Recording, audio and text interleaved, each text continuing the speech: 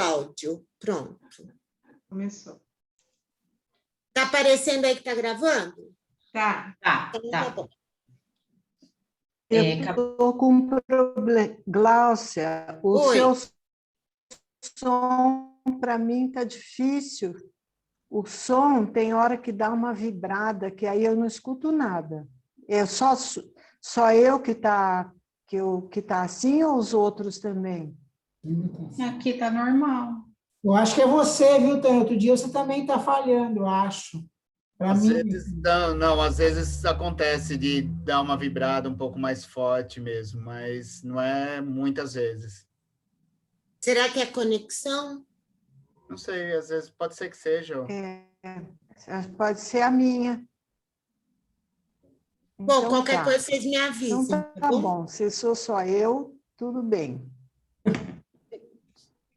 Se eu me desconectar aqui, é por conta de internet. Aí eu tento pelo celular, tá bom? Tá bom.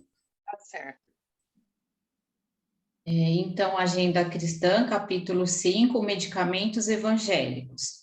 Ajude sempre, não tema, jamais desespere, aprenda incessantemente, pense muito, medite mais, fale pouco, retifique amando, trabalhe feliz, dirija equilibrado, obedeça contente, não se queixe, siga adiante, repare além, veja longe, discuta serenamente, faça luz, semeie paz, espalhe bênçãos, lute elevando, seja alegre, viva desassombrado, demonstre coragem, revele calma, respeite tudo, ore confiante, vigie benevolente, caminhe melhorando, sirva hoje e espere o amanhã. Eu achei muito bonito, são assim palavrinhas, né, trechinhos curtos, mas todos têm muita coisa para a gente pensar, né? E eu achei aqui não se queixe, né? No momento que a gente está vivendo, às vezes às vezes não, acho que a maioria das vezes a gente se pega se queixando, né? Porque reclama, porque isso, porque aquilo, porque eu não saio, porque eu não posso, porque eu não... Mas a gente tem que exaltar o lado bom, né? Parar, respirar, meditar um pouco e tirar os bons pensamentos, as coisas boas que também acontecem em todos os períodos. E parecem coisas simples o que diz aqui, mas são difíceis da gente fazer, né?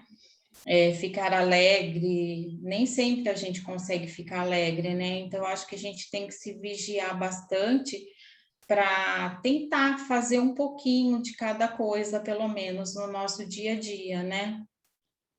Jamais se desesperar. Então, acho que a gente tem que respirar fundo e tomar um pouquinho desses medicamentos que o Evangelho nos diz aqui, da agenda. Isso que eu queria comentar com vocês. Alguém gostaria de comentar mais alguma coisa?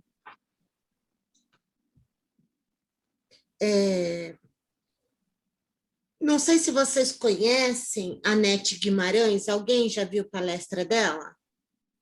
Não. A Nete Guimarães, ela fala sobre a parte científica do espiritismo. Filha de pais espíritas, já é uma senhora.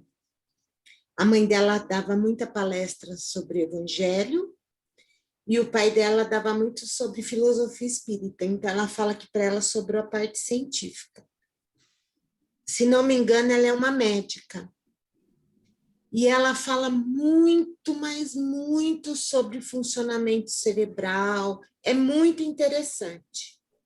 E ela tem uma palestra que ela fala de reclamação, até a gente ia fazer isso lá no centro, depois acabou não dando certo. Reclamação, ela fala que o nosso cérebro, ele tem um monte de atitudes que são frequentes, que parece que foi programado, porque a gente não pode pensar em cada ato que a gente faz. Então, a reclamação vira um vício do nosso cérebro. E para que você mude todo esse vício, essa reprogramação do cérebro, demora 21 dias.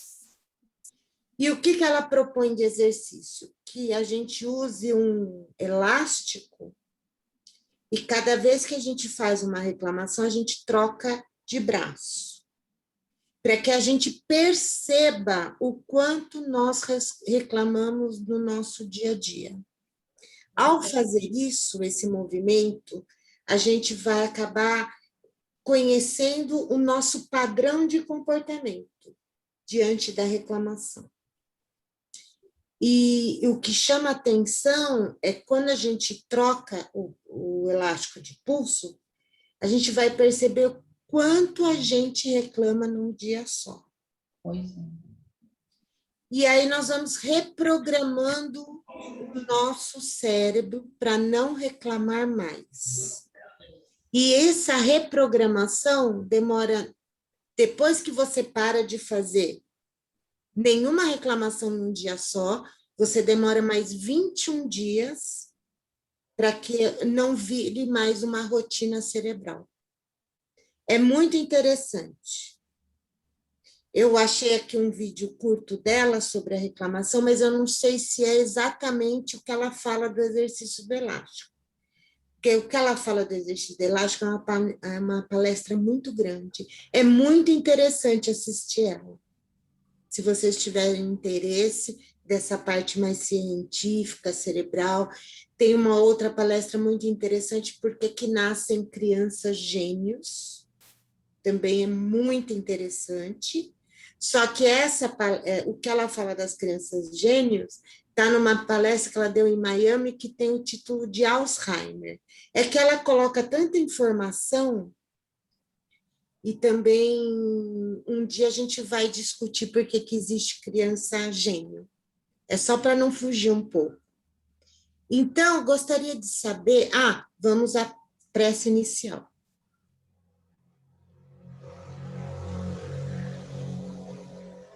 Vamos à prece inicial. Todos estão me ouvindo? Sim. Sim. Então, vamos ficar bem relaxados, fechar os nossos olhos para a gente iniciar a nossa prece. Senhor Jesus, no instante dessa prece, faze-nos perceber que o trabalho do bem nos aguarda em toda parte.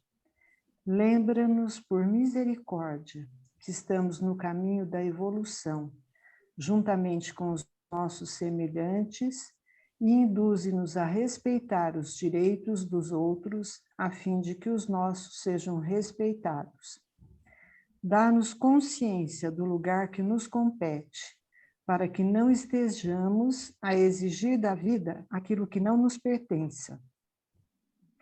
Apaga de nossos corações a mágoa, a tristeza e todos os sentimentos que nos impedem de evoluir espiritualmente. Mostra-nos o quanto podemos fazer nas boas obras, usando paciência e coragem acima de quaisquer provações que nos atinjam a existência.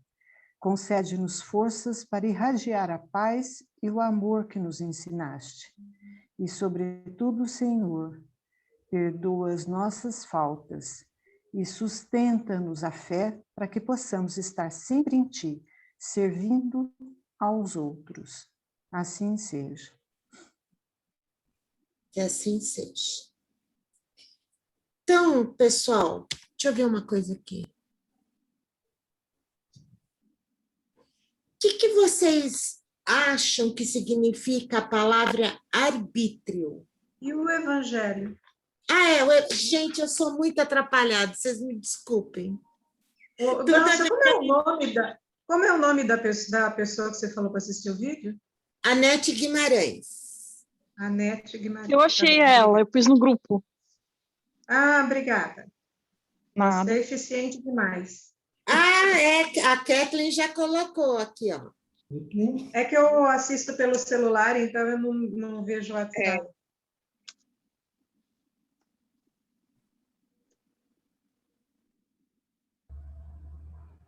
Vamos ao Evangelho, então?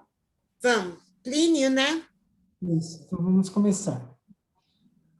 O Evangelho de hoje é do Mistérios Ocultos aos Sábios e Prudentes. Então, antes eu queria agradecer a Tânia aqui, porque eu me baseei no que ela fez, né? Eu achei muito interessante, muito didático. Aí aproveitei os mesmos slides e mudei as palavras, né? Então, vamos lá. Mistérios ocultos aos sábios e prudentes. Então, Plínio, você quer compartilhar a tela dos seus slides? até quero. Deixa eu colocar você aqui. Gente, eu não vou conseguir fazer isso aqui, ó. Ai, meu santo. É que você tem que... Eu vou colocar você como administrador. co-host. Aí, ó. Pronto. Pode compartilhar.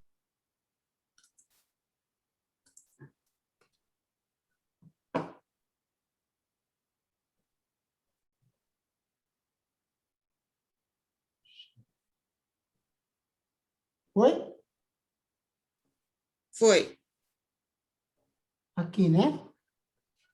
Só clica lá embaixo para ficar grande. Acho que essa tá assim, né? Do lado. Aí. Aqui?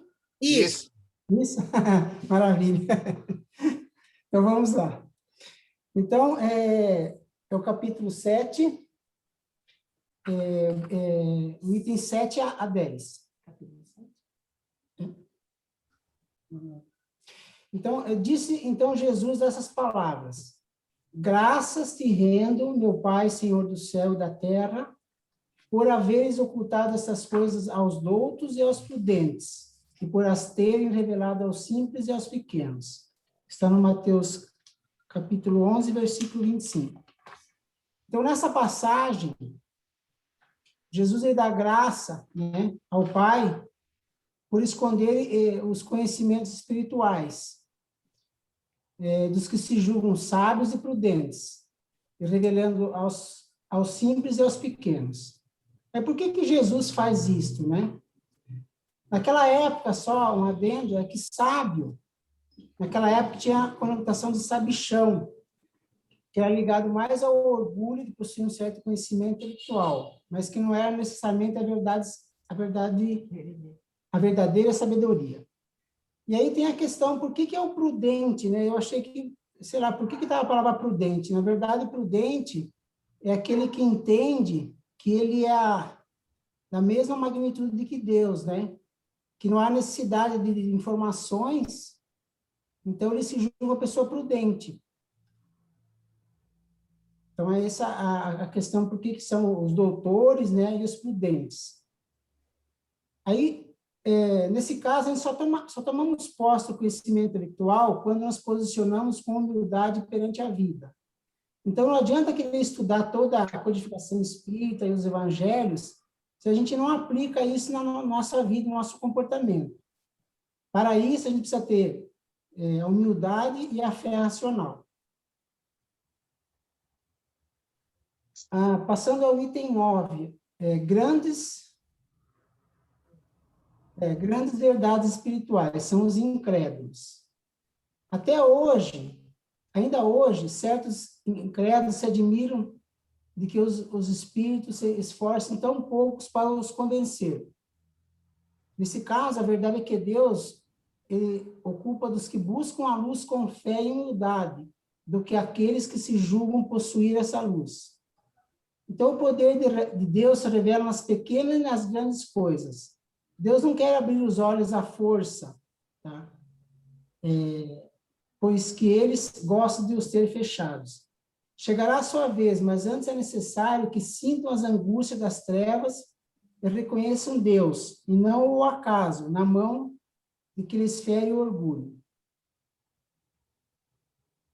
A justiça e a misericórdia de Deus não abandonam ninguém, dando sempre oportunidade ao reconhecimento de suas leis, através de infinitas experiências reencarnatórias, da lei da causa e do efeito, que dá a cada um segundo suas obras. Não se admirem pois os incrédulos, se Deus e os espíritos, que são os agentes da sua vontade, não se submeta às suas exigências. Pergunte o que diria se o último dos seus servos quisessem fazer imposições. Então, Deus não impõe, né? Ele não submete. Ele ouve com bondade os que procuram humildemente e não os que se julgam mais do que ele. Então, o reino dos céus é para os que aprendem a amar a Deus e ao próximo, incondicionalmente. E o orgulho, nesse caso, o orgulhoso só consegue amar a si mesmo. O item 10, manifestações evidentes. Então, perguntar-se-á, essa pergunta, né? Não poderia Deus tocá-los pessoalmente, os incrédulos, por meio de manifestações evidentes, diante dos quais se inclinassem? Sem dúvida, Deus poderia fazer isso, mas não é o caso. Nesse caso, onde estaria o mérito? E, ademais, para que serviria isso? Essas pessoas que se negam a reconhecer a verdade, e ainda que não trazem maduro espírito para compreender, nem o seu coração para sentir. O orgulho é a venda que lhes tapa os olhos. Então, Deus não abandona os filhos perdidos, pois sabe que cedo ou tarde seus olhos se abrirão. Quer, porém, que isso se dê com seu mérito, né? Então, quer dizer, cada um tem que procurar, com suas próprias forças, a melhoria. E aí, nesse caso, muitas vezes as pessoas, os vencidos, né, eles atiram-se por si mesmos em seus braços, e como o filho pródigo lhe pedirão perdão. As considerações finais. Então, o objetivo da nossa vida da Terra, que é a nossa melhoria, só será atingido com humildade. Esse objetivo é o aprendizado através das mais variadas oportunidades que a experiência reencarnatória nos oferece. Seja vivenciando os problemas, as dificuldades e mesmo as mais banais situações diárias. A vida, então, é uma escola, né? A gente sabe que a vida é uma escola. Todo dia você tem essa oportunidade de crescer. A gente, na verdade, assim, você tem que combater o seu orgulho e substituir as qualidades indispensáveis ao aprendizado. Quais são essas qualidades? É fazer ao próximo o que se deseja para si mesmo. Então, com certeza, isso vai ajudar o nosso espírito nessa vida, ao contrário do orgulho, né?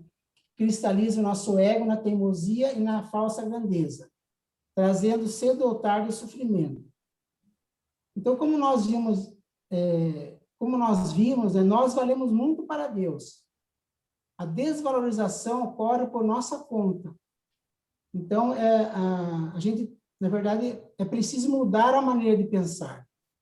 Procurar, portanto, sempre a evolução e a melhoria dia a dia na nossa vida. E, para terminar, aquele que se humilhar será exaltado, e aquele que se elevar será rebaixado. Então, muito obrigado. Muita paz, então.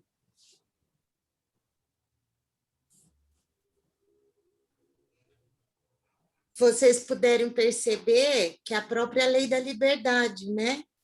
É que cada um tem o seu tempo, e é respeitado isso. E há muitas parábolas de Jesus, ele coloca como aquele pequeno grão que vai crescendo, como o grão de mostarda. Então, cada um tem o seu tempo de crescimento, e Deus respeita isso, né? E é a lei da liberdade de cada um, né? De escolha. Então, vamos voltar de novo.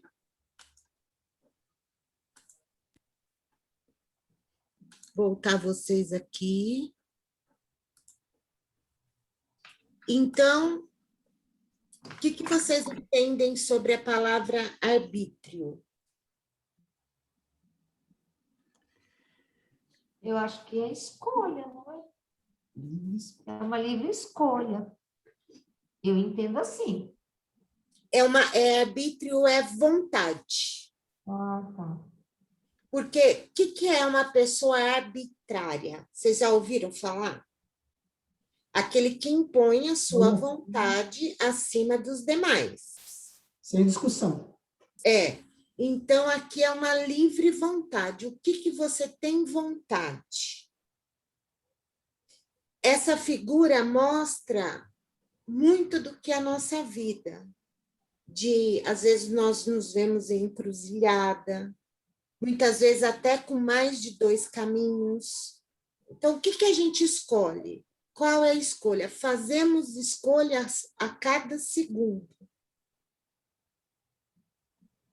Então, eu gostaria de passar aqui para vocês um videozinho agora do pessoal lá do Espiritismo e Humor, para que vocês vejam aqui. Falar mal dos outros. Sim! Cuidar da sua vida. Não! Dá mais atenção para sua mãe. Não! Revista de fofoca. Sim! Um livro. Não! Inveja. Sim! Trabalho duro. Não! Caridade. Não! Um pote de Nutella. Salada de chicória.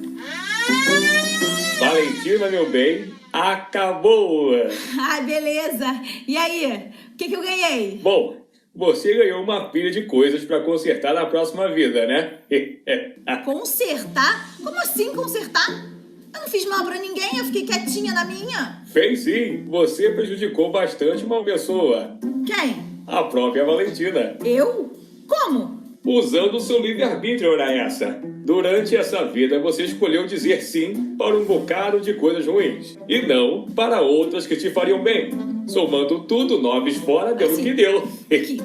Como assim? Eu não escolhi nada, tá legal? Não escolhi nada. Eu só ia dizendo sim e não quando essa luzinha acendia. Eu não tava nem escutando o que eu tava escolhendo, ó. Isso aqui não dá pra ouvir nada. Porque você mesma preferiu não ouvir, colocando esse tampão aí. O tampão do orgulho. Poxa, mas vocês também podiam, né, ter soprado a resposta certa. Olha, meu bem, a gente até tentou. Mas nem quando fomos mais diretos, usando um parente, um amigo, um livro, ou até mesmo um vídeo do YouTube, nada disso deu certo. O orgulho é um tampão muito eficiente. Tá bom. Então, melhor voltar, né? E começar logo a consertar essa bagunça. Ó, dessa vez, sem tampão. Certa resposta. E vai pra lá com essa venda também, né, Valentina? Imagina! Aqui, ó. Fora. Ai.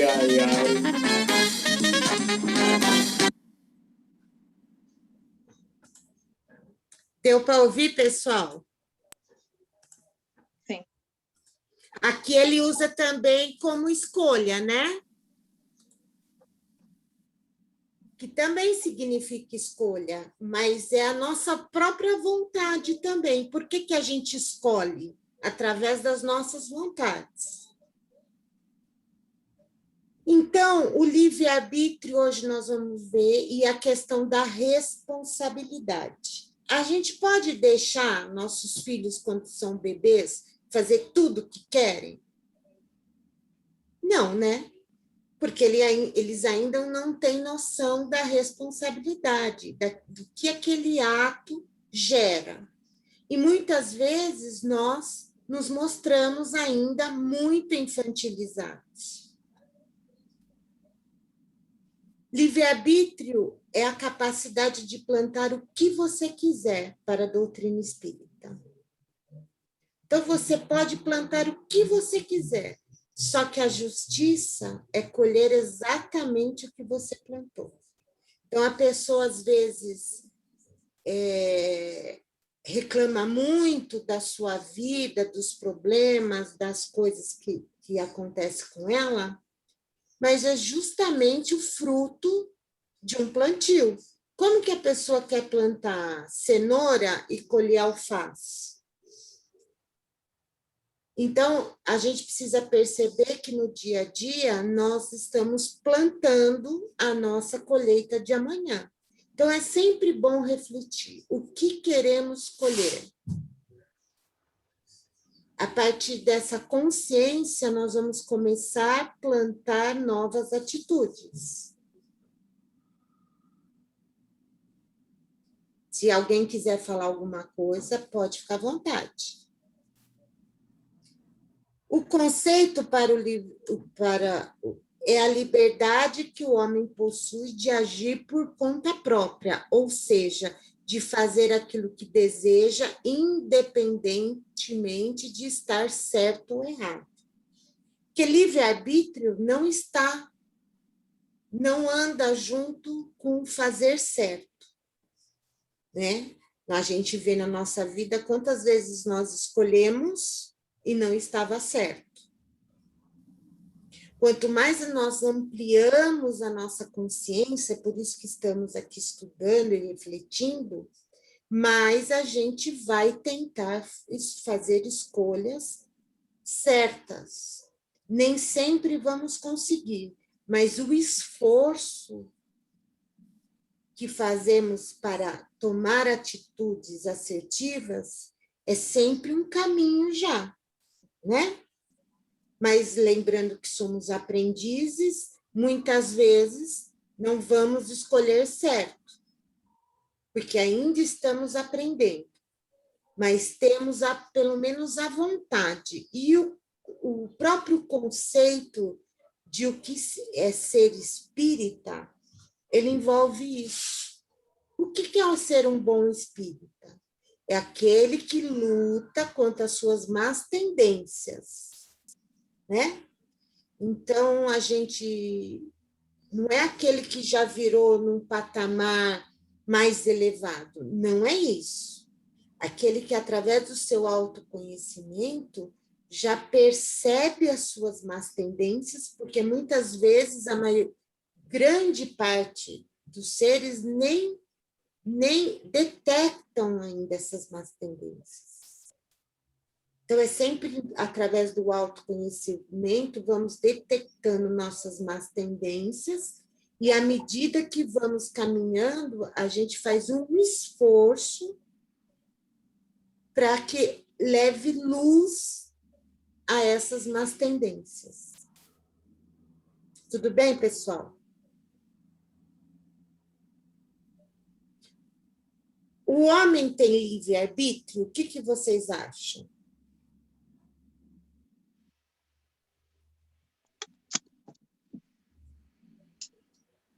Eu acho que sim. Total livre-arbítrio? Não. Não. Glaucia, já que nós fazemos um planejamento, nós traçamos um caminho. Sim. Eu acho que dentro desse caminho tem algumas coisas que nós podemos escolher, tem algumas coisas que não, que faz parte aí desse caminho traçado.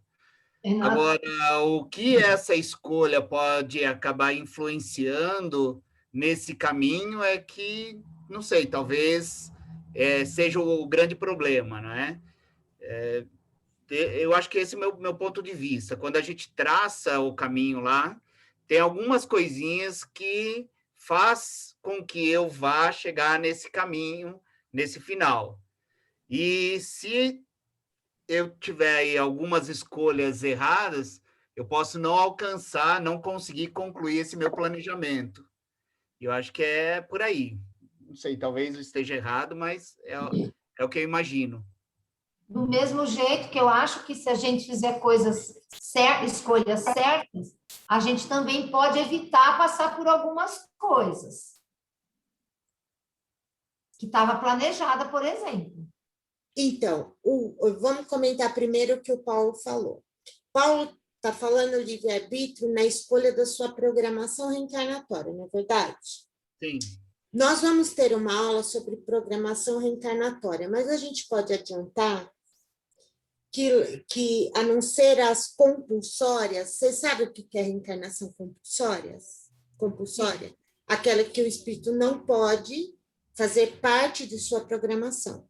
Sim. É feita só através dos mentores.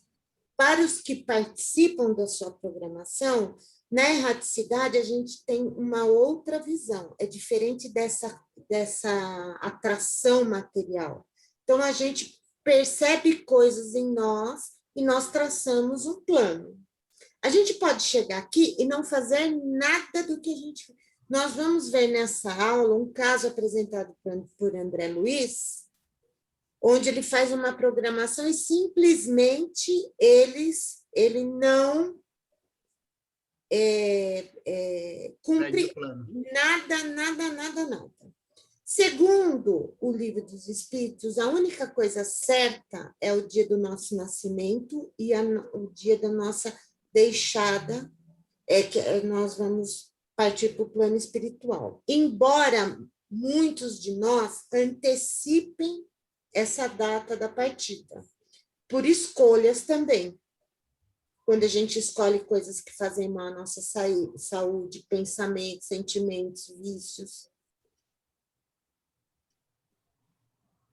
Portanto, é chamado espírito completista aqueles que completaram exatamente sua programação. Isso, pessoal, segundo os livros nos trazem, é muito difícil uma pessoa completista no nosso nível hoje de consciência. Como que a gente sabe se completou ou não? A gente não pode ter ideia. Simplesmente tentando sempre fazer o máximo das nossas forças para o bem, né? Que às vezes a gente não reconhece a assinatura. Todos nós escolhemos aqui estar nesse momento da pandemia. Eu já cheguei a falar que eu não reconheço a assinatura. Não fui eu que assinei. A gente sempre atende a isso, né? Mas assinamos, todos nós sabíamos, fazia parte da nossa programação. Então, e a Viviane também chamou a atenção para isso. São nossas escolhas. Então, o que ele vai falar? Uma vez que o homem tem liberdade para pensar, tem de agir, sem livre-arbítrio, seríamos uma máquina. O animal tem livre-arbítrio? O que vocês acham? Tem também. Tem, mas num nível muito mais restrito, que tem a ver através dos seus instintos. Quem tem animal em casa, sabe, às vezes a gente quer pegar no colo, o animal não quer. Então, ele tem a escolha de não querer ficar no colo. Mas é tudo inserido num âmbito muito menor dos seus instintos. Isso que significa o quê? Que quanto mais evoluímos, maior é o nosso livre-arbítrio. Não é verdade? Desde o seu nascimento, o homem tem livre-arbítrio? O que vocês acham? Não, desde o nascimento, não. Acho que a partir de um ponto que a gente começa a ter mais consciência, ou a consciência começa a estar mais desenvolvida, eu acho que aí vai aumentando essa capacidade do livre-arbítrio. Então, olha, toda essa parte que está Q844 são as questões do Livro dos Espíritos, tá? Nas primeiras fases da vida, a liberdade é quase nula. À medida que o tempo passa, a liberdade vai evoluindo, seus objetivos mudam de acordo com o desenvolvimento das faculdades. Então, é isso que a gente está comentando. É como uma criança. Um bebê quase não tem livre-arbítrio, a não ser chorar de fome. Conforme ele vai crescendo, e ele vai fazendo cada dia mais escolhas, como nós adultos hoje. As tendências instintivas que o homem traz ao nascer não são obstáculos ao exercício do livre-arbítrio? O que são essas tendências instintivas? todos esses sentimentos de raiva, de violência, de muitas coisas que fazem parte ainda do nosso instinto, porque a gente está muito próximo ainda aos nossos instintos. Kardec pergunta, não são obstáculos ao nosso livre-arbítrio? O que ele está querendo dizer com isso? O que eu já trago como instinto, ele pode ser uma trave ao nosso livre-arbítrio? Quer dizer, eu já estou predestinada por essas tendências? Aí vamos ver o que ele responde. As tendências instintivas são aquelas que o espírito possui antes de encarnar. Essas tendências podem levá-lo a praticar atos condenáveis, porém não existe arrastamento irresistível. Querer é poder. Ele vai ser mais um obstáculo, mas não significa que já está traçado. Por exemplo, uma pessoa cujo tendência instintiva dela seja violência. Ela vai ter que trabalhar isso na encarnação, porque ela já traz essa tendência, mas ela não vai ser predestinada a ser violenta, porque não existe arrastamento irresistível. Quer dizer, a gente sempre pode, através da nossa vontade, mudar. Mesmo porque seria um ciclo vicioso, né? Se a gente tem uma chance de nascer de novo e numa família que vem espíritos que estão, às vezes, encarnados para ajudar a gente a vencer esses instintos, né, a gente pode superar, né? Então, mas acontece que ainda tem muita coisa, pessoal, que a gente ainda precisa compreender melhor. Por que eu estou falando isso? Ser kardecista é uma coisa muito mais ampla. Você precisa questionar tudo. O próprio Kardec nos ensina isso. Então, às vezes, a gente fica pensando assim, hoje existe uma corrente da medicina que fala que os psicopatas têm uma certa lesão cerebral. Então, será que para eles essa lesão é um arrastamento irresistível? Como é que funciona isso? Porque eles já trazem no perispírito, que não sei se vocês lembram, o perispírito é um modelo de organização do próprio corpo físico. Então, se eles já têm essa marca no perispírito, quando eles vão formar o corpo físico, eles trazem essa marca, né? Porque é um modelo que é usado para o nosso corpo físico. Então, ainda a gente precisa entender muitas coisas ainda. Por isso que a doutrina espírita ela é tão bonita, porque ela está sempre mudando nossa sensibilidade de entendimento. Se você ler o Livro dos Espíritos hoje, é uma compreensão. No ano que vem vai ser outra. Por isso que os cursos de Livro dos Espíritos, eles são eternos. Do Livro dos Espíritos, você termina um, já começa outro. Porque você sempre consegue ter uma perspectiva diferente sobre a mesma questão. E como a doutrina é atrelada à filosofia e à ciência, a ciência também caminha, e com ela a doutrina espírita, a nossa compreensão. Tudo bem, pessoal? Irresponsabilidade, pessoal. Se o homem não fosse livre para atuar, seria apenas uma máquina cega. Os criminosos e os viciados não seriam, então, responsáveis por seus atos, que poderiam atribuir aos seus genes. Então, a gente não pode atribuir nada aos nossos genes. Pode ser, sim, mais um entrave para a gente, que vai fazer com que a gente exercite mais a nossa vontade, sim. Cada um, nesse momento, sabe o que é mais difícil para si mesmo. Quais as atitudes que são mais difíceis para a gente mudar. qual depende muito mais do empenho da nossa vontade. Porém, não é irresistível, a gente pode mudar. E quanto mais a lei da liberdade, ela tem a responsabilidade como seu atributo.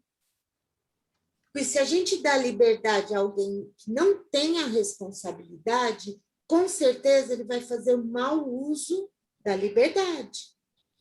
Então, quanto mais responsabilidade nós tivermos, a gente vai exercer melhor essa lei de harmonia divina que é a liberdade. Tudo bem, pessoal?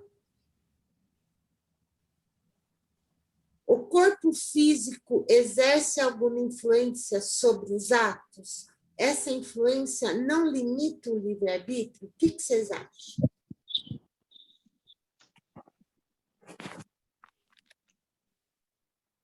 Eu acho que sim, porque se a gente nasce com alguma deficiência, isso vai evitar, por exemplo, se eu tenho uma tendência ao suicídio, eu nasço com uma deficiência que me impede de realizar o suicídio, isso vai me impedir que eu continue tendo o mesmo comportamento e vai me proteger, né? Para que eu consiga, é como se fosse uma ajuda para que eu conseguisse vencer isso.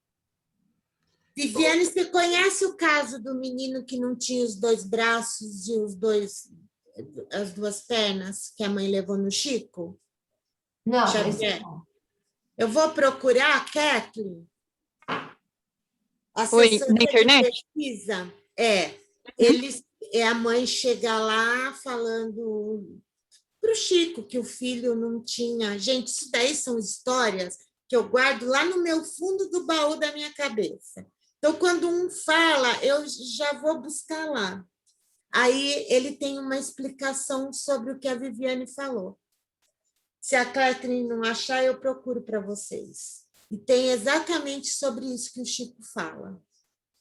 Mas vamos continuar aqui. Senão eu vou contar tanta história que eu não vou conseguir terminar. O espírito é influenciado pelo corpo físico, é fato. Mas não é o corpo físico que dá a faculdade ao espírito. Se um homem possui instinto assassino, é seu próprio espírito que possui esse instinto e lhe transmite, e não seus órgãos físicos. Deu para entender, pessoal? Sim. Porque a gente deve lembrar sempre que o corpo físico é um instrumento de trabalho, mas quem manda nesse instrumento, né? Não pode ser a matéria acima do espírito. A deformação do corpo físico tira o livre-arbítrio do homem? O que vocês acham?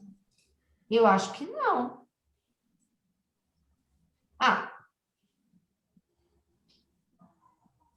Depende da... Então, se for cerebral, eu acho que aí tira, porque ele não tem uma capacidade de pensar. Agora, se for outra área, não sei, me veio isso. Então, vamos ver o que eles respondem, pessoal.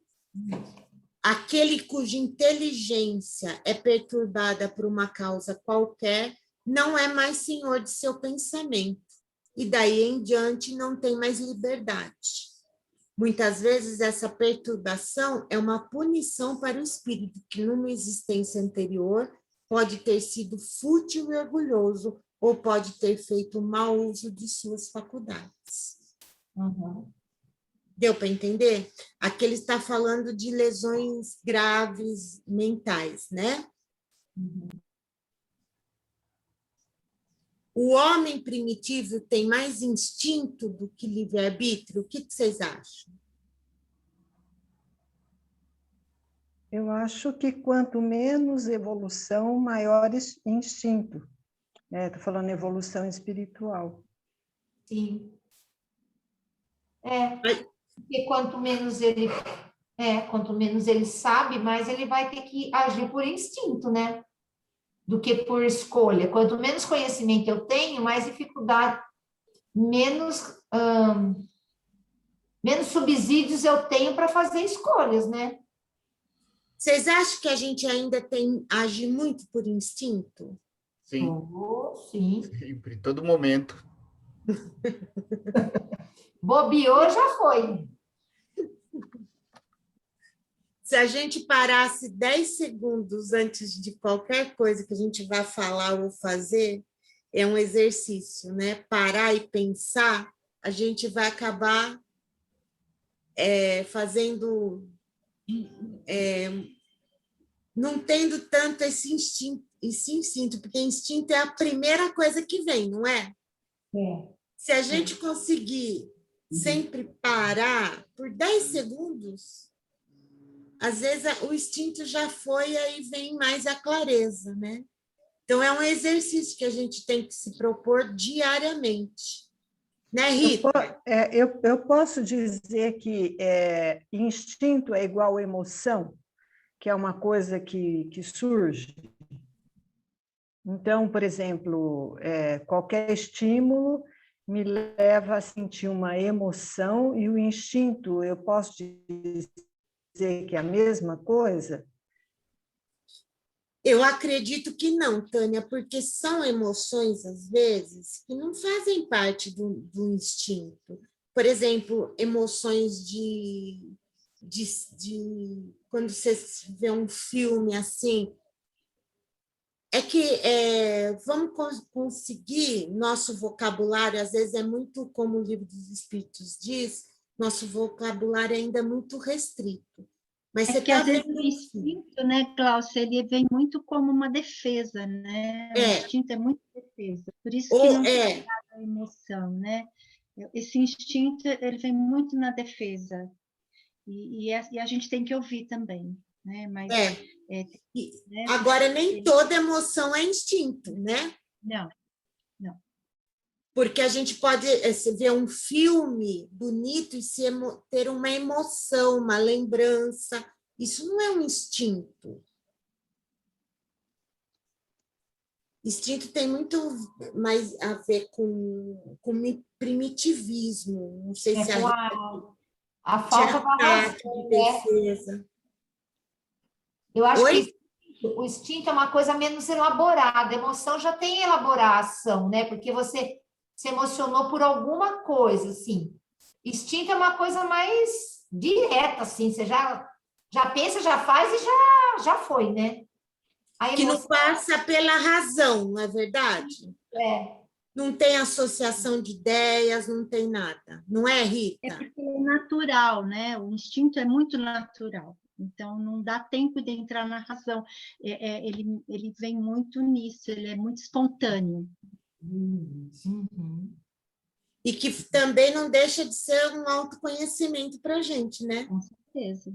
Saber ainda qual as atitudes ainda que me dominam, que são instintivas. Porque aquilo que a gente ainda não aprendeu vai pelo instinto, né?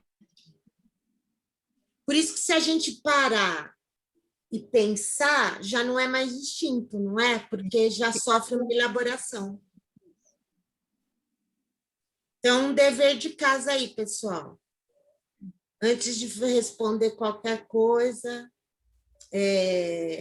vamos pensar eu tinha uma aluna no outro ano, e ela comentava sempre comigo que quando ela conversava com a filha, ela sempre brigava por telefone, filha adulta, casada.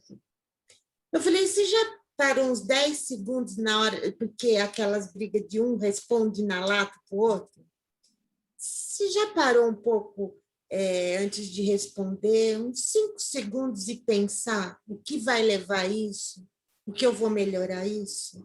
A gente não faz, né, esse exercício. É o tratamento da água do Chico Xavier. Então, mas assim... Você põe água na boca, também, assim você não fala.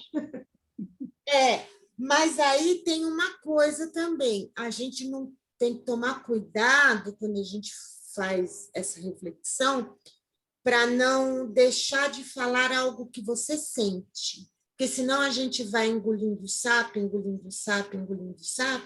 e vai carregando uma mochila muito pesada, né? Tem formas de que não é bom, né, Rita? Não, de jeito nenhum. Então, é mais o falar de um jeito mais assim... É o como, né? O como a gente fala faz a diferença. Forma e conteúdo, né? Exatamente. E por isso que quando fala? você pensa um pouco, você não acaba, você erra menos, né? Você ouve melhor, então erra menos. Por isso que não pode ser bateu, levou, como esse exemplo aí que você está falando da sua aluna, mãe e filha. Bateu, levou.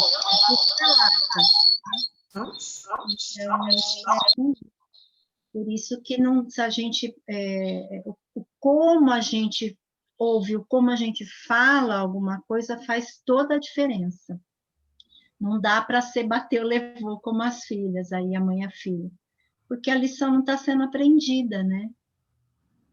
Cada um está só pensando em si e pronto, vira agressividade. E tem relacionamentos que a gente tem, até na própria família, que suscita mais esse lado instintivo da gente, né? Aliás, são os nossos maiores devedores, é por isso que a gente né, se alfineta mais. Nem todos, então, mas a grande maioria, né? Esses que nos trazem o maior exercício, né? Sempre tem um que parece que vai no nosso lado mais instintivo. E é um exercício para a gente, né? Bom, deu para entender, pessoal, a diferença de instinto? O que é instinto? Alguém ficou com alguma dúvida? Gláucia? Oi? Eu não estou achando, não, o do Chico Xavier e o menino.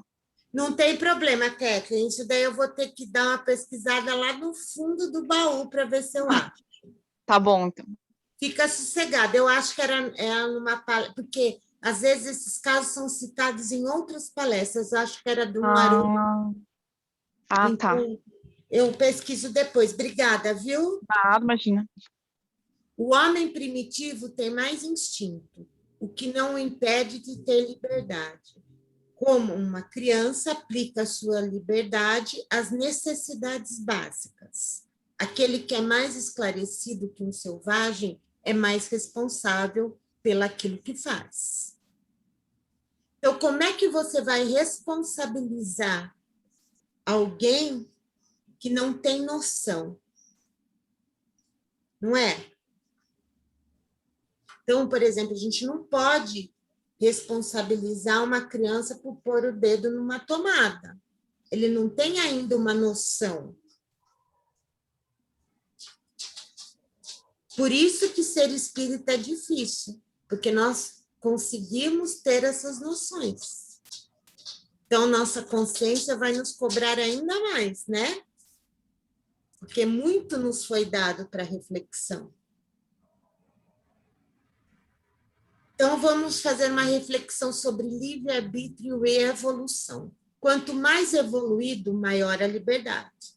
Deus supre sua inexperiência ao traçar-lhe o caminho que deve seguir. Deixa, porém, livre para escolher à medida que seu livre-arbítrio se desenvolve. Questão 262. Quanto mais liberdade, maior responsabilidade. Liberdade e responsabilidade estão correlativas no ser humano e aumentam com sua elevação. Está no Leon Denis, O Problema do Ser, do Destino e da Dor. Quanto mais responsabilidade, maior a cobrança da consciência. A responsabilidade estabelecida pelo testemunho da consciência, que nos aprova ou censura segundo a natureza de nossos atos. Também do Leon Denis. Deu para entender, pessoal? Alguém gostaria de fazer um comentário? Então, quanto mais evoluído... Oi. Não, termina a ideia que eu achei a historinha lá do menino. Tá. Você coloca no grupo, Noeli? Coloco. É curtinha, se você quiser, eu leio, mas se prefere que eu coloque no grupo, eu coloco. Pode. Coloca. Se der tempo, você lê no final da aula, tá bom? Tá, é bem curtinha, mas eu vou colocar no grupo. Tá bom.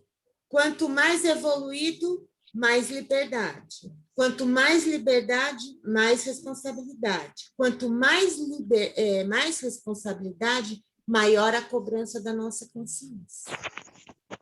Deu para entender a relação livre-arbítrio e responsabilidade? Deu.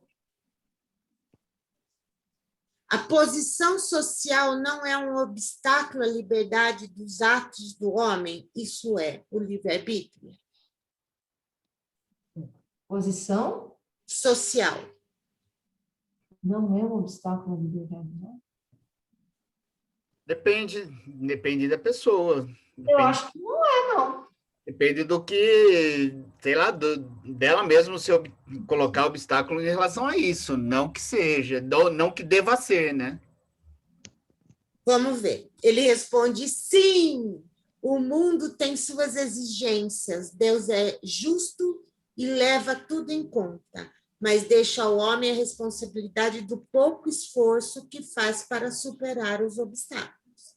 Então, por exemplo, aqui o que ele quer falar? Que embora, às vezes, o lugar que você nasce, ele cria muitos obstáculos, né? Mas isso vai depender do seu esforço. Então, o que o Paulo falou também está correto, não é? Porque aí vai exigir do espírito muito mais esforço em algumas áreas, para que ele transponha esses obstáculos. Tá certo, pessoal? Sobre o determinismo, gente. Tem muita gente que faz a palestra sobre determinismo e livre-arbítrio. Vocês acham que a gente tem algum determinismo em nossa vida? Nós não. É alguma coisa que independe da nossa vontade, a gente já está determinado? Ô, Glaucio, como você colocou, nosso fim, ele, de certa maneira, ele está determinado.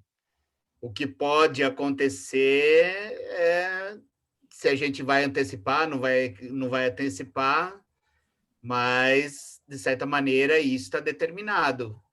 E eu acho que alguns eventos principais em nossa vida talvez tenha um pouquinho dessa questão do determinismo, né?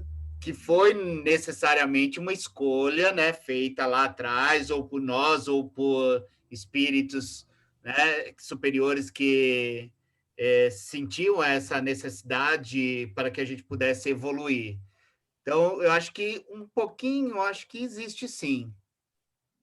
Então, na programação reencarnatória, nós usamos nosso livre-arbítrio, não usamos? Para decidir, sim.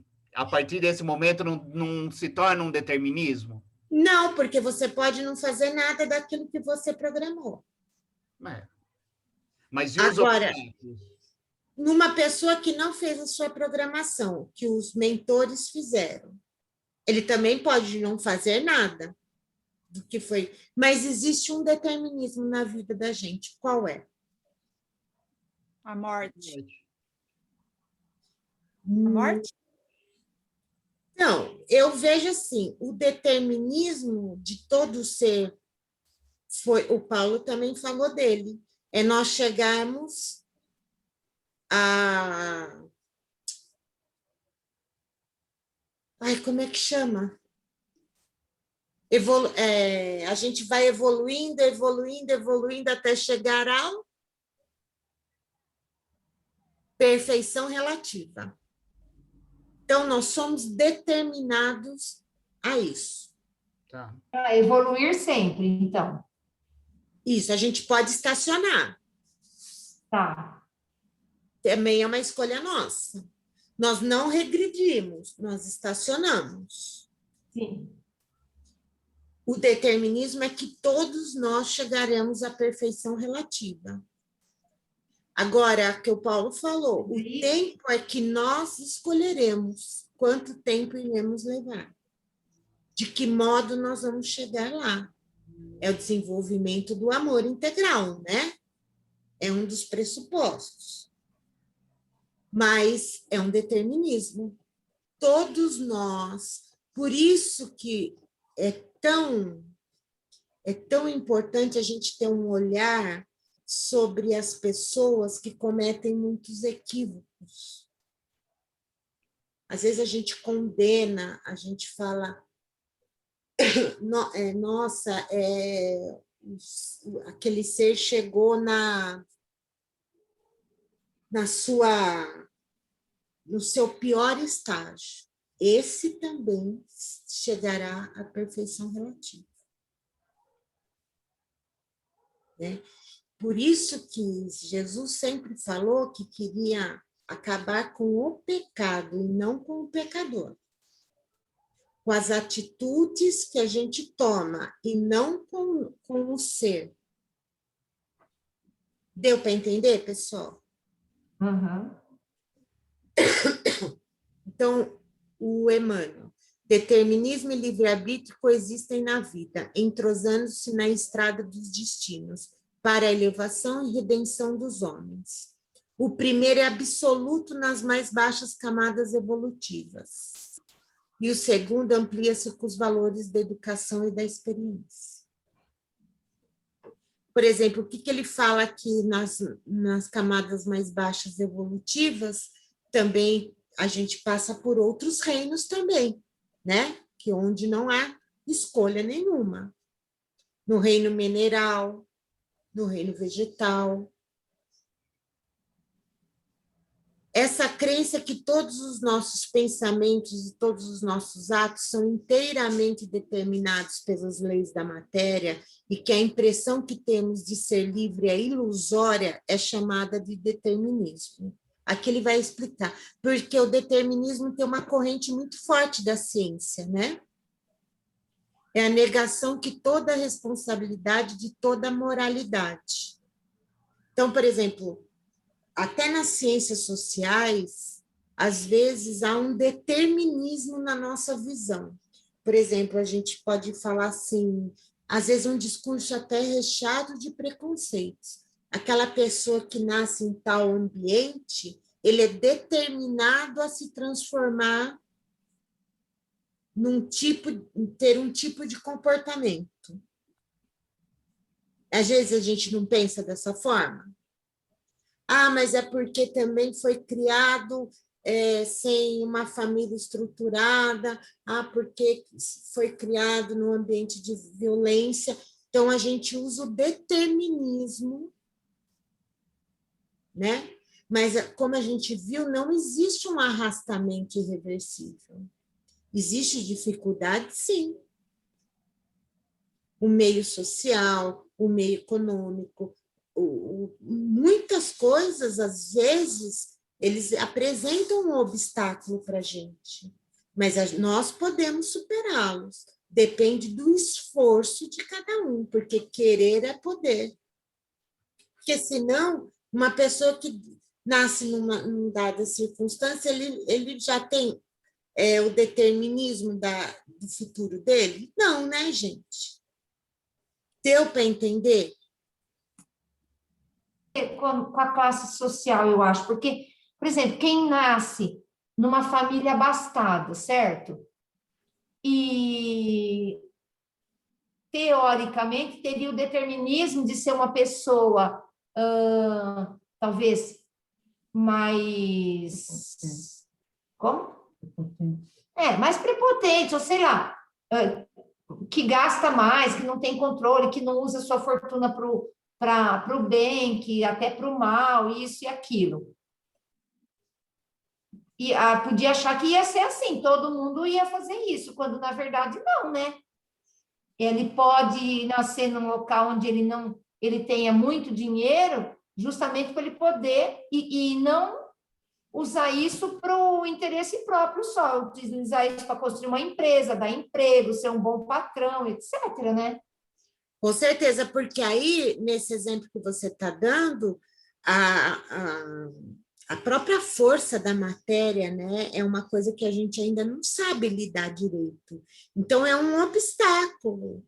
tão grande para se superar essa atração da matéria, onde você pode ter tudo, comprar tudo, num mundo onde quem tem é muito mais importante ter do que ser, é um obstáculo para ele, para exercitar sua humildade.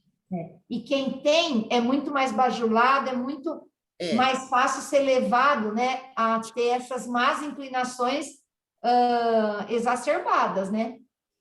Então, é um obstáculo que ele vai ter que trabalhar com esforço pessoal. E ao contrário também, quem nasce numa comunidade mais carente também vai ter aqueles obstáculos que determinam aquelas condições para também exercitar. Por isso que nós, nas nossas encarnações, nós transitamos por tudo, para que a gente se exercite nesses vários papéis, né? Com certeza. Porque como às vezes a gente fala, nossa, aquele político, ele usou o dinheiro público em benefício próprio, mas daí a gente pensa, e se eu estivesse naquele lugar? Qual seria a minha atitude? Com aquele monte de facilidade, com aquele monte de coisa, a gente pode falar como que a gente agiria? Muitas vezes não, porque a gente não está lá, né? Não pratica a empatia, né, Cláudia? A partir do momento que você tem aquela experiência, é que você vai saber exatamente como você agir. Alguém gostaria de falar alguma coisa? Tem uma lei da ciência antiga, não vou me lembrar qual, que usava muito determinismo. Eles falavam, todo mundo já ouviu falar, quem tem testa grande é inteligente. Vocês já ouviram falar? Sim. Isso é um determinismo. Como que uma característica física pode determinar alguma coisa? Existia uma teoria que eles mediam os crânios das pessoas para determinar a quantidade de inteligência. Então, isso é uma característica do determinismo científico.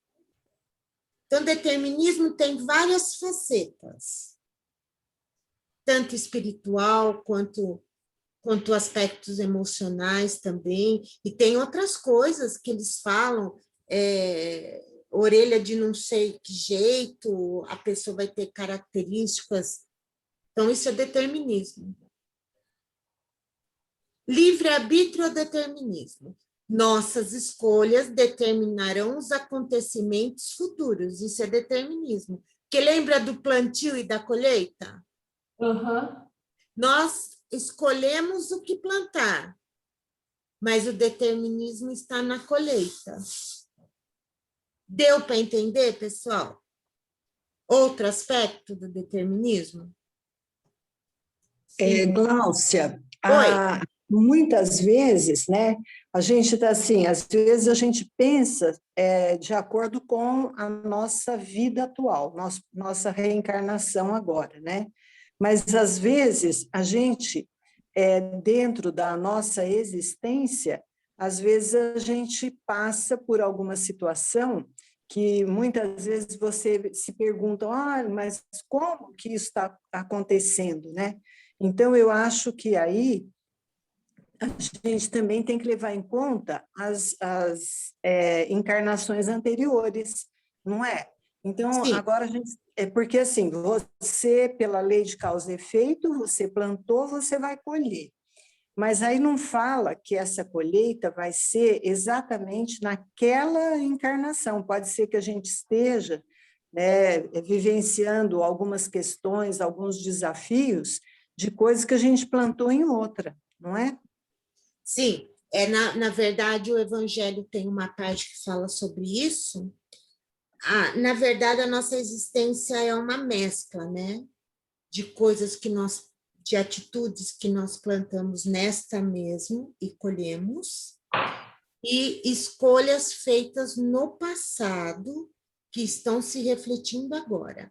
Por que eu falo no passado?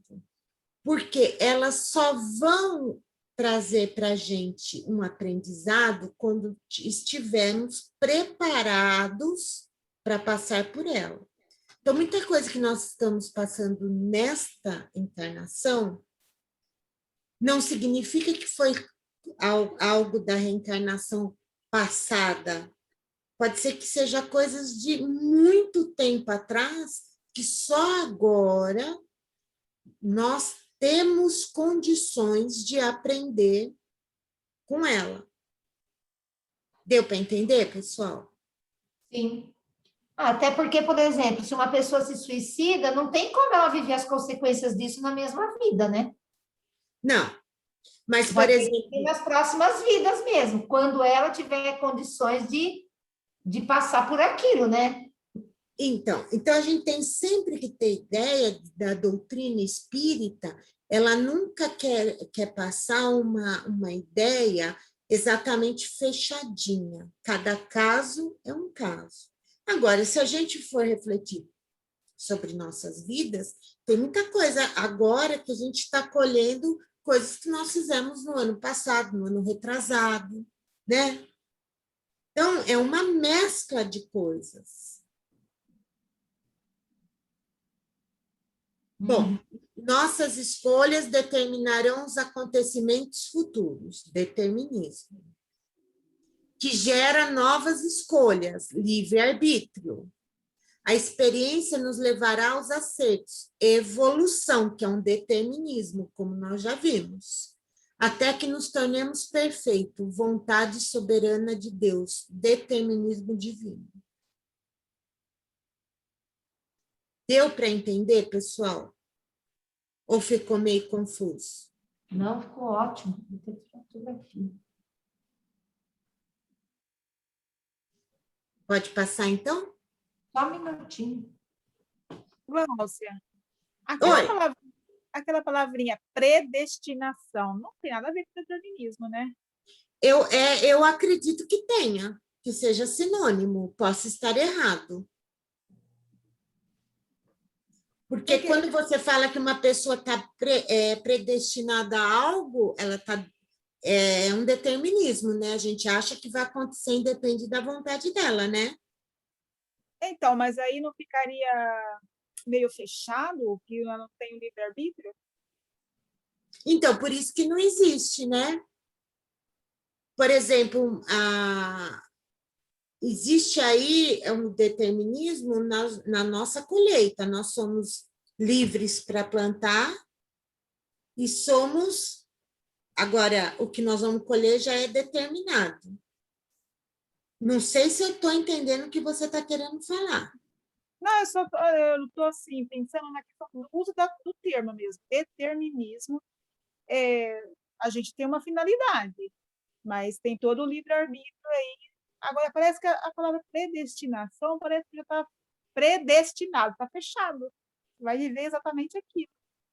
Sim, e o que não é verdade, né? Porque a gente tem escolhas que são feitas diariamente. Agora, a gente tem uma predestinação, que é a evolução, né? Certo, sim, concordo, verdade. É sempre chegar lá. Que nós chegaremos à perfeição relativa, isso já é, nós somos predestinados. Pode passar? Sim. Livre-arbítrio e vontade divina, gente. Justiça soberana, não há privilégios. A conquista da perfeição é ônus de cada um. Então, por exemplo, a gente ainda tem muito treino a fazer. Você imagina assim, uma pessoa falando assim, nossa, aquela pessoa bateu o carro e graças a Deus, Deus foi muito bom para mim e não aconteceu nada com aquela pessoa. Só que a outra bateu o carro e faleceu. Quer dizer que Deus não foi bom para aquela pessoa? A gente não faz isso? Quando a gente escapa de algum perigo, de alguma situação assim? Faz. Então, não, Deus foi bom tanto para um, tanto para outro. Nós que não temos esse entendimento, porque Deus não vai ser bom para um e mal para outro, não é verdade? E a gente sempre cai nesse raciocínio, pode perceber.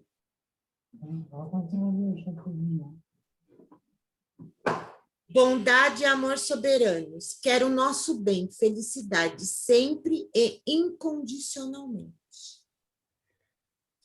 O que quer dizer incondicionalmente? Ele não cobra, ele não pune, né? Vontade soberana, a vontade de quem quer que seja não se impõe à vontade de Deus, é claro. Juntando tudo isso, somos seres inelutavelmente destinados ao sucesso e à felicidade para todos sempre. Porque esta é a vontade soberana do nosso Criador. Eis o determinismo divino. Deu para entender, pessoal? Resumindo, então, livre-arbítrio. O homem não é fatalmente levado ao mal. Os atos que pratica não foram previamente determinados. Os crimes que comete não resultam de uma sentença do destino. Exerce na erraticidade o livre-arbítrio ao fazer a escolha da existência das provas. Exerce como encarnado na faculdade de ceder ou de resistir aos arrastamentos a que todos nós temos voluntariamente submetido. Deu para entender? O livre-arbítrio na erraticidade e na matéria?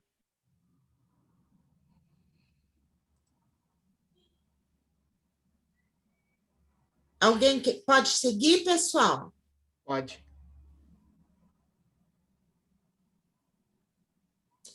Deixa eu ver que era assim. Ah, tá. Aqui, eu não sei se vocês já leram esse livro, vale muito a pena. O problema do ser, do destino e na dor. Terceira parte do capítulo 22, tem um texto muito bonito. A liberdade e a responsabilidade são correlativas no ser e aumentam com a sua elevação. É a responsabilidade do homem que faz sua dignidade e moralidade. Sem ela, não seria ele mais do que um autômato, um joguete das forças ambientes. A noção de moralidade é inseparável da liberdade. A responsabilidade é estabelecida pelo testemunho da consciência, que nos aprova ou censura segundo a natureza de nossos atos. Se a liberdade humana é restrita, está pelo menos em via de perfeito desenvolvimento, porque o progresso não é outra coisa mais do que a extensão do livre-arbítrio no indivíduo e na coletividade. O livre-arbítrio é, pois, a expansão da personalidade e da consciência.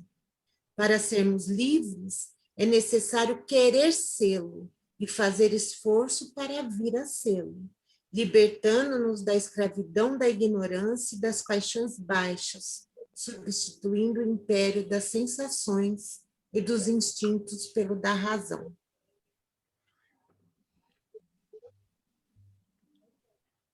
Alguém quer comentar alguma coisa? Bonito, né, pessoal? Muito bonito. Então, no livro Religião dos Espíritos, Emmanuel fala, Espiritismo revivendo cristianismo, eis a nossa responsabilidade. Não basta a fé para vencer, é preciso que a fidelidade aos compromissos assumidos se nos instale por chama inextinguível na própria alma. Só essa frase aí, esse parágrafo, dá para pensar muito. E aí aqui eu peguei um poema da Cecília Meirelles, que não tem nada a ver com o espiritismo, mas representa muito nossa vida, que é ou isso ou aquilo o nome. Ou se tem chuva, ou se tem sol. Ou se tem sol e não se tem chuva. Ou se calça a luva e não se põe um anel. Ou se põe um anel e não se calça a luva. Quem sobe nos ares não fica no chão, quem fica no chão não sobe nos ares. É uma grande pena que não se possa estar ao mesmo tempo nos dois lugares. Ou guardo dinheiro e não compro doce, ou compro doce e gasto dinheiro. Ou isso ou aquilo, ou isso ou aquilo. E vivo escolhendo o dia inteiro. Não sei se brinco, não sei se estudo, se saio correndo ou fico tranquilo. Mas não consegui entender ainda qual é melhor, se é isto ou aquilo. E é muito a nossa vida, né? A gente escolhe o tempo inteirinho. E eu acho uma graça esse poema para lembrar. Liberdade significa responsabilidade. Por esta razão, a maioria dos homens a temem.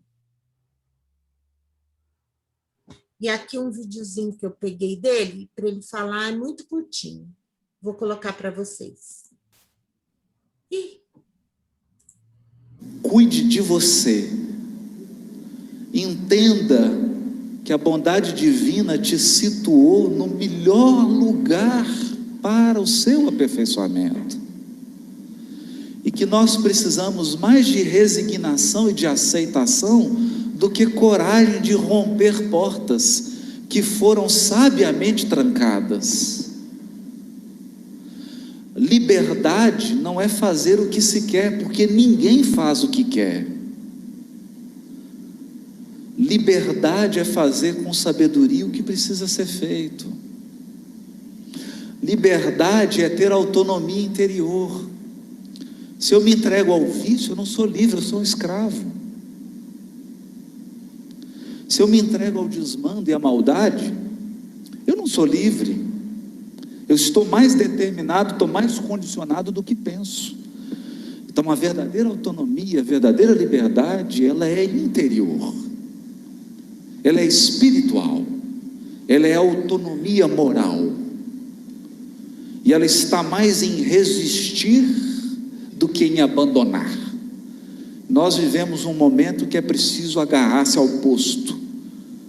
Como nos diz o Dr. Bezerra, fica no teu posto de serviço, porque é o endereço mais seguro em que a espiritualidade superior vai te encontrar.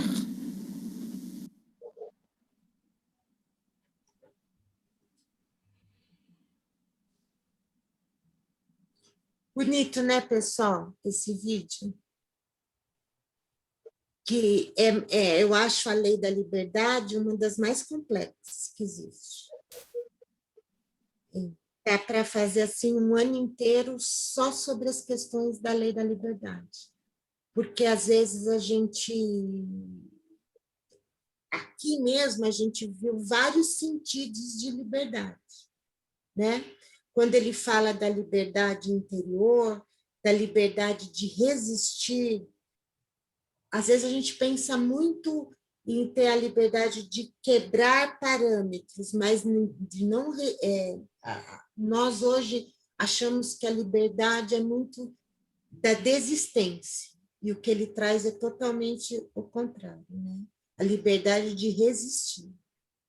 Então, ainda a gente está aprendendo muito sobre a lei da liberdade, até na nossa vida cotidiana, com as pessoas que moram com a gente, com as pessoas que trabalham para a gente, até que ponto eu posso falar o que eu quero, até que ponto eu posso fazer o que eu quero, mesmo que eu esteja certa, como falar, como fazer, como exercer a minha liberdade. Tudo isso a gente ainda está aprendendo. Não sei se vocês viram o vídeo do professor, que ele vai lidar muito mais a liberdade, como que ele age, né, com o seu colega de trabalho. Então, ainda é muito complexo para a gente cada dia mais vai prestando atenção, vai refletindo para a gente aprender um pouco mais sobre essa noção da liberdade. Alguma pergunta, pessoal? Bem. Noeli? A Noeli está aí? Oi, eu estou. Você quer ler o texto? Pode ler. Eu coloquei no grupo, mas posso ler. Espera aí, deixa eu mudar a tela aqui. Adelino da Silveira conta. Certa senhora procurou o Chico com uma criança nos braços e lhe disse: Chico, meu filho nasceu surdo, mudo, cego e sem os 2 braços. Agora está com uma doença nas pernas e os médicos querem amputar as 2 para salvar a vida dele. Há uma resposta para mim no Espiritismo? Foi com a intervenção de Emmanuel que a resposta veio. Chico, explique a nossa irmã que este nosso irmão, em seus braços, suicidou-se nas 10 últimas encarnações e pediu, antes de nascer, que lhe fossem retiradas todas as possibilidades de se matar novamente. Mas, agora que está aproximadamente com 5 anos, procura um rio, um precipício para se atirar. Avise nossa irmã que os médicos amigos estão com a razão. As 2 pernas dele vão ser amputadas em seu próprio benefício, para que ele fique mais algum tempo na Terra, a fim de que diminua a ideia do suicídio. Livro Chico, de Francisco Adelino da Silveira. É essa? É impressionante essa história, né? Uhum. Então, mas foi ele mesmo que pediu, né? Exatamente, mas a gente vê, às vezes, como a nossa percepção do que a gente vê, há uma história por trás, né? Uhum. Ele pediu porque o arrastamento dele ainda para o suicídio era uma coisa tão grande, esse instinto, que ele pediu para que todas as formas, né, fossem cercadas para ele não cometer novamente o suicídio. Então, às vezes, a gente vê uma pessoa doente, a gente não tem a percepção, cada caso é um caso, mas com certeza não há erros, né? Exatamente. Alguma dúvida? Alguém quer falar alguma coisa? Não. Então, a gente pode ir para as vibrações. Vou fazer as vibrações de hoje. Eu vou pedir que vocês fechem os olhos. Eu gostaria que vocês esticassem as mãos e colocassem elas sobre o colo ou deixassem elas voltadas com a palma para cima. Concentrem seus pensamentos, suas vibrações, seus sentimentos positivos, como se eles direcionassem até a palma da sua mão. Deixe que esses pensamentos positivos, eles criem uma energia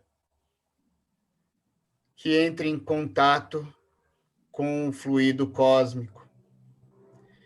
E essa energia comece a aumentar e tomar conta do seu corpo.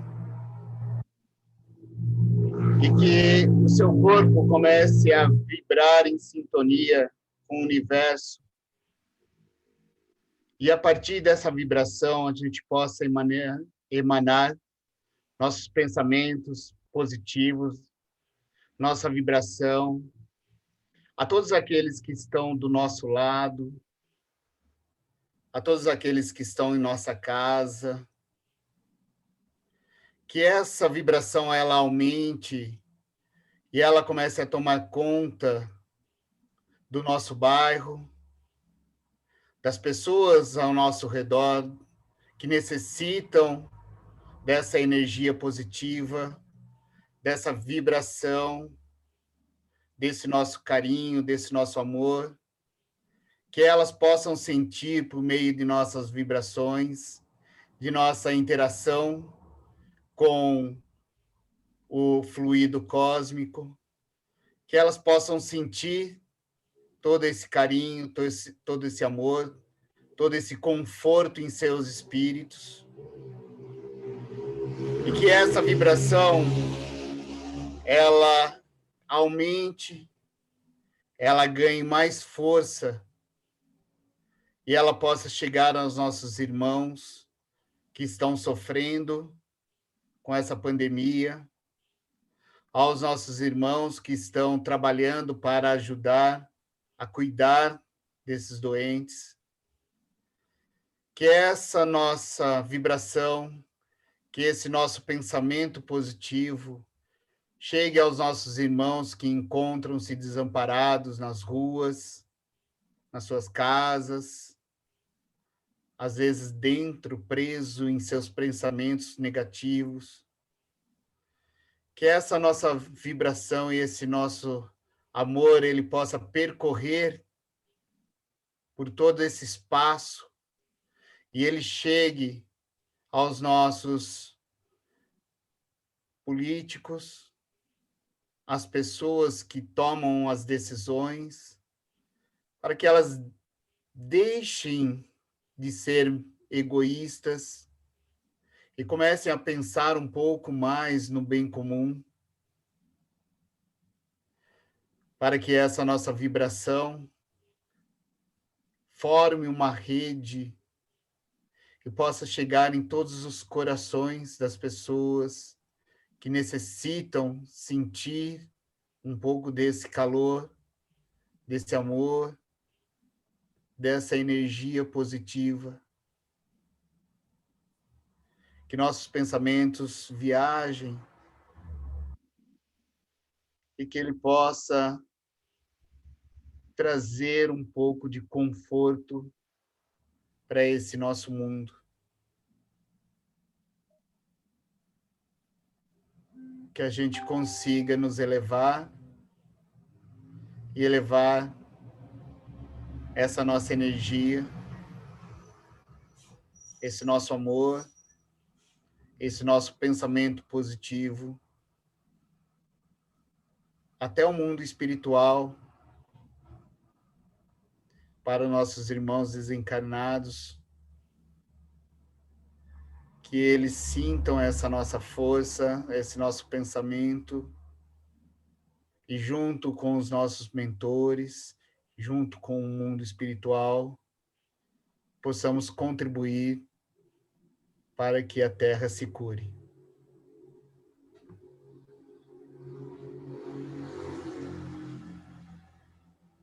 Que assim seja.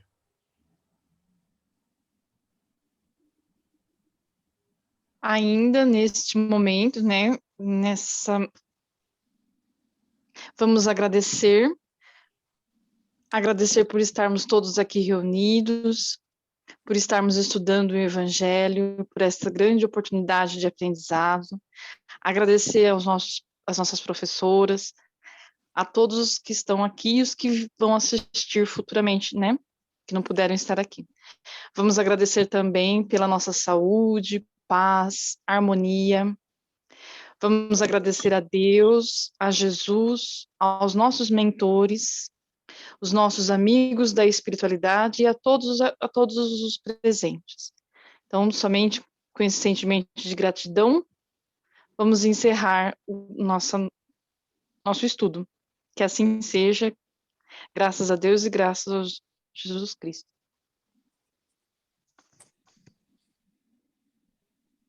Maria Helena quer fazer a escala? Sim. Então, quem faz a agenda cristã para a próxima aula? Eu posso fazer. Paulo?